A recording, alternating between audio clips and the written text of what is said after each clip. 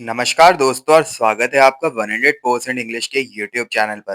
दोस्तों आज हम एक ऐसी फैसिनेटिंग मिडिवियल वुमेन के बारे में बात करने वाले हैं जो अपने टाइम से बहुत ज़्यादा आगे थी। अगर आप लिटरेचर के स्टूडेंट हैं या फिर हिस्ट्री में इंटरेस्ट रखते हैं तो आपने जॉफ्री चौसर के मास्टरपीस द कैंटरबरी टेल्स का नाम ज़रूर सुना होगा। इस एपिक पोयम में एक कैरेक्टर है एलिसन जिसे द वाइफ ऑफ बाथ भी कहा जाता है।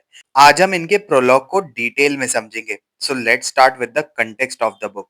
दोस्तों अगर हमें द वाइफ ऑफ बाथ यानी कि एलिसन को सच में समझना है तो हमें डायरेक्ट टेक्स्ट पर जंप नहीं करना चाहिए। पहले हमें उस टाइम के सोशियो इकोनॉमिक कंटेक्स्ट को समझना होगा। हम लेट 14th सेंचुरी इंग्लैंड की बात कर रहे हैं। आप इमेजिन कीजिए एक ऐसी सोसाइटी को जो मैसिव टर्बुलेंस और डेमोग्राफिक चेंजेस से गुजर रही थी। ये एक ऐसा टाइम था जब ब्लैक डेथ यानी कि प्लेग ने यूरोप की आधी पॉपुलेशन खत्म कर दी थी। अब सुनने में ये एक ट्रेजेडी लगती है बट इसका एक अनएक्सपेक्टेड और प्रोफाउंड रिजल्ट ये हुआ कि लेबर की सीवियर शॉर्टेज हो गई। जब सोसाइटी में वर्कर्स कम बचे तो पहले जो रिजिड फेडरल सिस्टम था वो टूटने लगा। वेजेस बढ़ गए और लोगों को नए इकोनॉमिक अपॉर्चुनिटीज मिलने लगे, स्पेशली वुमेन को। द वाइफ ऑफ बाथ इसी नए मर्केंटाइल क्लास को बिलोंग करती है। वो कोई आम औरत नहीं है, she is highly skilled cloth maker और उसकी वीविंग स्किल्स इतनी कामयाब है कि उसकी वेल्थ और ऑटोनॉमी उसे इंडिपेंडेंटली ट्रैवल करने का पूरा मौका देती है। उसने जेरूसलम, रोम, बोलोंज, सेंटियागो, कॉम्पोस्टेला और कोलोन जैसे रिलीजियस पिलग्रिमेजेस को अकेले ही कवर किया है। तो आप इफेक्टिवली समझ लीजिए she is a successful entrepreneur. लेकिन सोसाइटी कंप्लीटली प्रोग्रेसिव नहीं हुई थी। पैशन की आजादी तो मिल रही थी बट अगर हम इंग्लिश लॉज की बात करें तो वो अभी भी वुमेन के लिए बिल्कुल अच्छे और फेयर नहीं थे। उस टाइम एक डोमिनेंट लीगल फिक्शन चलता था जिसे कवर्चर कहते हैं। इस डॉक्ट्रिन के अकॉर्डिंग मैरिज के बाद एक औरत के सारे लीगल राइट्स उसके हस्बैंड के कंट्रोल में चले जाते थे। अब मैरिज वुमेन जिसे फेमे कवर्ड कहा जाता है लीगली खुद की प्रॉपर्टी ओन नहीं कर सकती थी और उसके फाइनेंशियल रिसोर्सेज पर उसका कोई हक नहीं होता था। पर यहाँ पर एक लूप होल था। अगर एक मैरिड वुमेन फेम सोल बन जाए यानी अगर उसका हस्बैंड मर जाए और वो विडो बन जाए तो उसके लीगल राइट्स वापस आ जाते हैं along with the inheritance. Alison इस सिस्टम को बहुत ही डीपली समझती थी और उसने इस लीगल रियलिटी को मास्टर कर लिया था। वो डेलिबरेटली ओल्डर वेल्दी मैन से शादी करती थी और उनके इनएविटेबल डेथ के बाद उनकी प्रॉपर्टी इनहेरिट करके एक वेल्दी विडो बन जाती। एसेंशियली उसने फीमेल सब्जुगेशन के स्ट्रिक्ट लॉज को अपने एम्पावरमेंट और फाइनेंशियल इंडिपेंडेंस के इंजन में कन्वर्ट कर दिया। लीगल कॉन्स्ट्रेंट्स के अलावा एक और मैसिव एक्सपेक्ट जो वुमेन की लाइफ कंट्रोल करता था वो था religion. Middle edges Catholic church का लिटरेचर और आइडियोलॉजी पर पूरा डोमिनेंस था। क्लेरिकल टीचिंग्स ने औरतों को उनके सेक्सुअल स्टेटस के बेसिस पर 3 ग्रेड्स ऑफ चेस्टिटी में डिवाइड किया था। टॉप पर थे वर्जिन्स जिनको प्योर गोल्ड से कंपेयर किया जाता था। मिडल में आती थी चेस्ट विडोज जिनका सिंबल सिल्वर था और सबसे लोएस्ट कैटेगरी थी वाइस की जिन्हें वुड या फिर मिट्टी माना जाता था। इस क्लेरिकल फ्रेमवर्क में मैरिज को बस एक जरूरी बुराई या फिर लेसर ऑफ टू एविल्स माना जाता था ताकि लोग फॉर्सिनेशन या पाप ना करें। बट यहाँ द वाइफ ऑफ बाथ का शार्प इंटेलेक्ट देखिए। इस स्ट्रिक्ट सिस्टम के अंदर भी थियोलॉजी में एक कॉन्सेप्ट था जिसे मैरिटल डेप्ट कहते हैं। सेंट पॉल की टीचिंग्स पर बेस्ड ये लॉ कहता था कि spouses legally and morally obligated है एक दूसरे की फिजिकल नीड्स को पूरा करने के लिए। एलिसन ने इस मैरिटल डेप्ट को ब्रिलियंटली ट्विस्ट किया और इस म्यूचुअल ऑब्लिगेशन को यूनिलेटरली मैनिपुलेट करके अपने हस्बैंड्स पर एब्सोल्यूट साइकोलॉजिकल और फाइनेंशियल कंट्रोल पाने के लिए एज अ वेपन यूज किया। तो ये था हमारा पूरा बेस। इन सोशो इकोनॉमिक और रिलीजियस कंडीशंस को समझे बिना द वाइफ ऑफ बाथ के रिवोल्यूशनरी एक्शंस को अप्रिशिएट करना बिल्कुल इम्पॉसिबल था। चलिए दोस्तों अब हम बढ़ते हैं अपने अगले और सबसे मजेदार सेक्शन की तरफ, the structural and narrative summary of the prologue. अगर आप इस प्रोलॉग को ध्यान से पढ़ें तो आप नोटिस करेंगे कि ये बहुत ही ज्यादा लंबा है और इसका नैरेटिव एक प्रॉपर स्ट्रक्चर में डिवाइडेड है। ये एक थ्योरेटिकल डिबेट से शुरू होकर एक बहुत ही पर्सनल और वायलेंट क्लाइमेक्स तक पहुंचता है। तो चलिए इसे पार्ट्स में ब्रेक डाउन करते हैं और अच्छे से समझने की कोशिश करते हैं। प्रोलॉग की शुरुआत एक बहुत ही बोल्ड और रिवोल्यूशनरी स्टेटमेंट से होती है।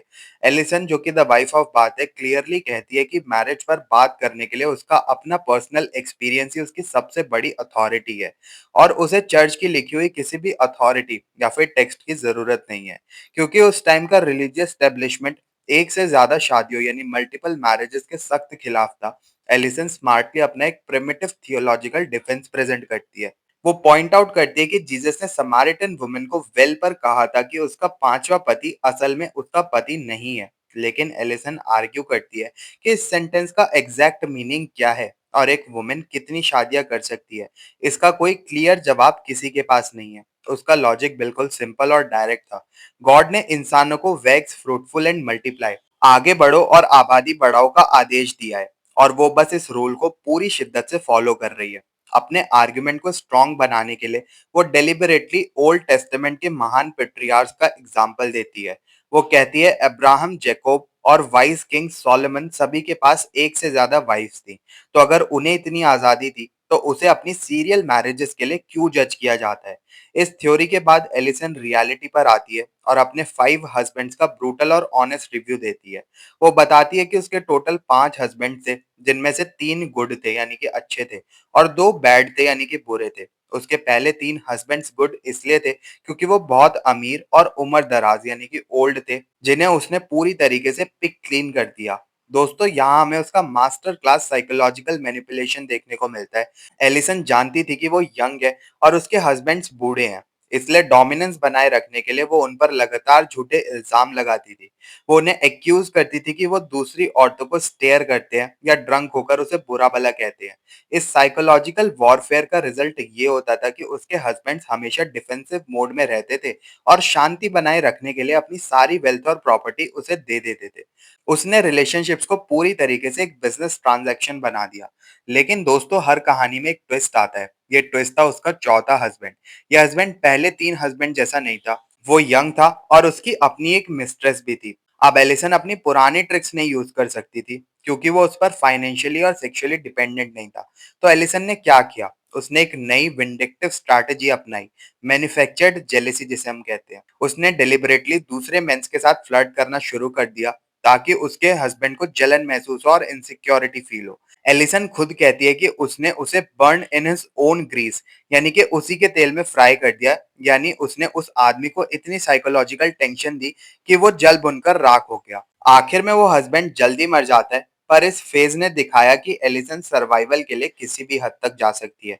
अब कहानी पहुंचती है अपने सबसे ड्रामेटिक क्लाइमेक्स पर। उसका 5th हस्बैंड जंकिन। जंकिन एक ऑक्सफोर्ड का क्लर्क था और उसके चौथे पति के फ्यूनरल में पॉल बियरर था।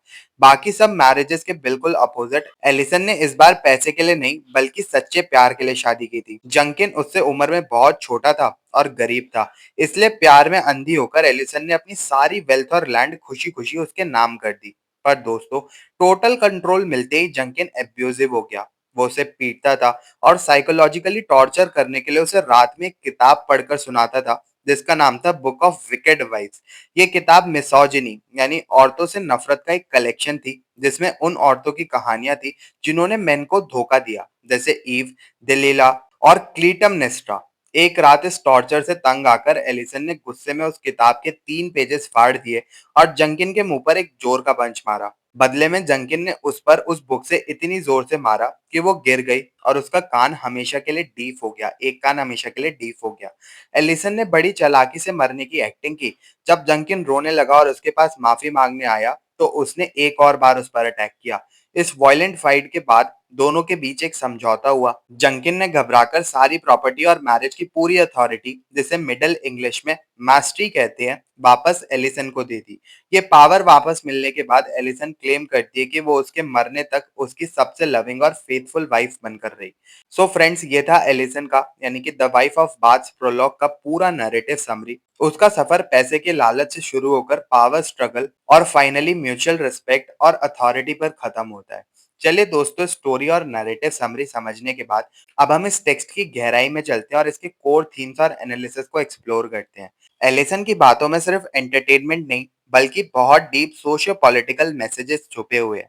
इस प्रोलॉग का सबसे बड़ा फिलोसफिकल थीम है एक्सपीरियंस वर्सेस अथॉरिटी का, या फिर जिसे मिडिल इंग्लिश में अथॉरिटी कहते हैं। उस जमाने में नॉलेज और बुक्स पर पूरी तरीके से सेलिब्रेट मेल क्लर्जी यानी कि चर्च के अनमैरिड मर्दों का कंट्रोल था, और इन्हीं मेल ऑथर्ड बुक को सोसाइटी में सबसे बड़ी अथॉरिटी माना जाता था। इन्हीं अनमैरिड मर्दों ने डिसाइड किया था कि औरतों की नेचर कैसी होनी चाहिए, जबकि उन्हें आम औरतों की रियल एवरीडे लाइफ का कोई प्रैक्टिकल एक्सपीरियंस नहीं था। इसके एग्जैक्ट काउंटर में एलिसन प्राउडली डिक्लेयर करती है कि मैरिज और लाइफ पर बात करने के लिए उसका पर्सनल एक्सपीरियंस ही सबसे बड़ी अथॉरिटी है। वो इन पेट्रियार्कल स्टैंडर्ड्स को डायरेक्टली चैलेंज करती है और अपनी पर्सनल नैरेटिव को नॉलेज का एक लेजिटिमेट सोर्स मानती है। दूसरा बड़ा थीम इस सेक्शन में है पावर स्ट्रगल का, जिसके लिए टेक्स्ट में एक स्पेसिफिक वर्ड यूज होता है मैस्ट्री का, जिसका मतलब होता है सॉवरेंटी या फिर एब्सोल्यूट कंट्रोल। एलिसन ने अपनी पूरी जिंदगी मर्दों से पावर और कंट्रोल छीनने में लगा दी, और यही सेम कॉन्सेप्ट उसकी सुनाई हुई कहानी the wife of Bath's tale में भी सेंटर स्टेज पर है। उसकी कहानी में किंग अर्थर के कोर्ट में एक नाइट को क्राइम करने पर यह पता लगाने का टास्क मिलता है कि औरतों को दुनिया में सबसे ज्यादा क्या चीज चाहिए होती है। उस स्टोरी के आखिर में एक बूढ़ी और अगली औरत ओल्ड हैग उसे लाइफ सेविंग जवाब बताती है। औरतें अपने हस्बैंड्स पर सॉवरेनिटी या फिर मास्टरी चाहती हैं। जब वो नाइट अपनी इस नई वाइफ ओल्ड हैग को रिलेशनशिप का पूरा कंट्रोल दे देता है, तभी वो जादू से एक ब्यूटीफुल और फेथफुल मेडन में ट्रांसफॉर्म हो जाती है। इस स्टोरी के थ्रू जॉफरी चौसर एक बहुत ही स्ट्रॉन्ग पॉइंट रखते हैं कि जब औरत को सोसाइटी में इक्वलिटी और आजादी मिलती है, तभी रिलेशनशिप में जेन्युइन डिवोशन आती है। अपने कैरेक्टर को डिफेंड करने के लिए एलिसन एक बहुत ही ब्यूटीफुल फिलोसफिकल पॉइंट देती है, जिसे द लॉर्ड्स हाउस होल्ड का मेटाफर कहा जाता है। चर्च हमेशा वर्जिन्स को प्योर गोल्ड यानी कि सोने के बर्तन मानती थी, और शादीशुदा औरतों को लकड़ी यानी कि वुड या फिर मिट्टी के बर्तन मानती थी। एलिसन इस हायरार्की को डिनाई नहीं करती, बल्कि वह स्मार्टली आर्ग्यू करती है कि एक लॉर्ड के मेंशन यानी कि उसके बड़े घर में सारे बर्तन सोने के नहीं हो सकते। लकड़ी के बर्तनों का भी अपना एक बहुत यूजफुल पर्पस होता है, जो घर को स्मूथली चलाने में मदद करता है। इस कॉन्सेप्ट को स्कॉलर्स जॉफरी चौसर का डॉक्ट्रिन ऑफ ह्यूमनिज्म कहते हैं। यह philosophy human flaws, physical reality और दुनिया भर के अलग अलग लोगों को उनकी डाइवर्सिटी के साथ एक्सेप्ट करती है, बिना उन्हें किसी स्ट्रिक्ट रिलीजियस परफेक्शन के स्केल पर जज किए। अब आते हैं एक बहुत ही डीप सिंबल पर, एलिसन की डीफनेस पर। जैसा कि हमने समरी में देखा, जंकिन की मार से वो एक कान से कंप्लीटली डीफ हो गई थी। स्कॉलर्स इस डीफनेस को सिर्फ एक फिजिकल चोट नहीं, बल्कि एक प्रोफाउंड सिंबल मानते हैं, क्योंकि उसके पति ने उसको एक ऐसी बुक से मारा था जो औरतों के खिलाफ थी, एंटी फेमिनिस्ट थी। उसकी डीफनेस उसे चर्च और समाज के इन टॉक्सिक मिसोजिनिस्टिक बातों को क्लियरली सुनने से प्रोटेक्ट करती है। ये पार्शियल डीफनेस उसे इफेक्टिवली एक यूजफुल मिस हेयरर बनाती है। इसका मतलब ये है कि वो क्लेरिकल रूल्स और पेट्रियार्कल टीचिंग्स को ठीक से सुन नहीं पाती, जिस वजह से वो उन्हें कंप्लीटली इग्नोर करके अपने खुद के रेबेलियस रूल्स बना लेती है।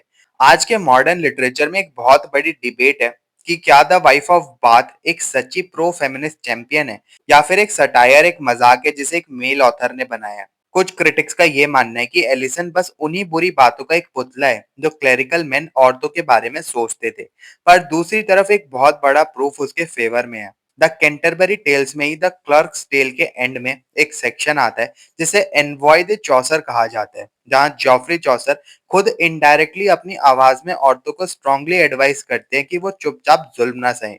वो वाइफ्स को एक्सप्लिसिटली एंकरेज करते हैं कि लाटन्यून ह्यूमिलिटी योरे टंग नेल, अपनी ह्यूमिलिटी को अपनी जुबान पर कील मत बनने दो, और एलिसन की तरह अपने हक और शेयर्ड गवर्नेंस के लिए आवाज उठाएं।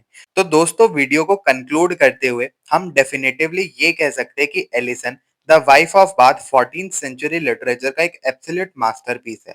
वो एक आइडियल परफेक्ट हीरोइन नहीं है, वो सेल्फिश है, बहुत ज्यादा मैनिपुलेटिव है और गुस्से वाली भी है। लेकिन यही फ्लॉज उसे एक फ्लैट कार्टून कैरेक्टर से अलग करके एक रियल ब्रीदिंग थ्री डायमेंशनल इंसान बनाते हैं। एक ऐसी सोसाइटी में जो स्ट्रक्चरली और लीगली औरतों को सिर्फ दबाकर रखना चाहती थी, उसने सर्वाइवल के लिए अपने रूल्स खुद बनाए। उसकी ये कंट्रोवर्शियल और पावरफुल स्टोरी उस इंटरनल कन्फ्लिक्ट और इंटरनल ऑपरेशन को हाईलाइट करती है, जिसे उस वक्त की औरतें झेल रही थी। उसने पूरी सोसाइटी के आगे साबित कर दिया कि एक ह्यूमन बीइंग का रियल लाइफ प्रैक्टिकल एक्सपीरियंस किसी भी मेल ऑथर्ड रिलीजियस टेक्स्ट की अथॉरिटी से कमजोर नहीं होता। तो दोस्तों, ये था हमारा detailed analysis the wife of Bath's prologue का। अगर आपको ये वीडियो पसंद आया हो तो इसको लाइक और शेयर जरूर करें, और 100% इंग्लिश चैनल को सब्सक्राइब कर लें और ऐसे इंसाइटफुल वीडियोस के लिए। अगर आपके कोई भी डाउट्स हैं इस टेक्स्ट को लेकर या किसी भी टेक्स्ट को लेकर, तो आप कमेंट सेक्शन में जरूर से पूछ सकते हैं। मिलते हैं फिर अपने नेक्स्ट वीडियो में। तब तक के लिए happy studying and best of luck for your upcoming examinations.